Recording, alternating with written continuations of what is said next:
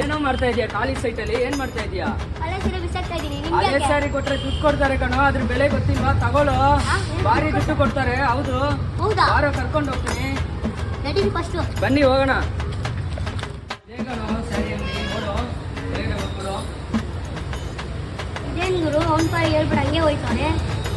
ನೋಡ ದುಡ್ಡು ಕೊಡ್ತಾರ ಕೊಡಲ್ವಾ ನೋಡೋಣ ಬನ್ನಿ.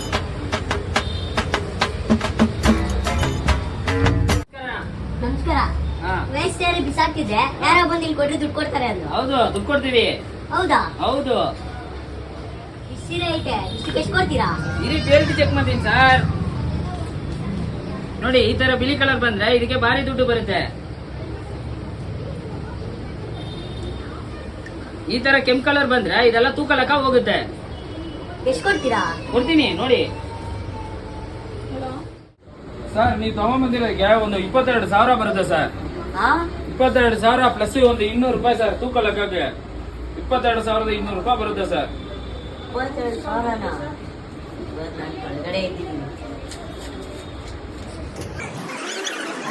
ಅಲ್ಲೇ ಕಳಿ ಸರ್. ದುಡ್ಡು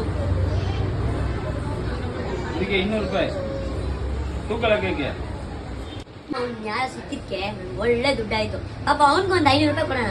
ಇಲ್ಲ ಅವನು ನೋಡಿ, ಆಟೋ ಚಾರ್ಜ್ ನಾವೇ ಕೊಡ್ತೀವಿ.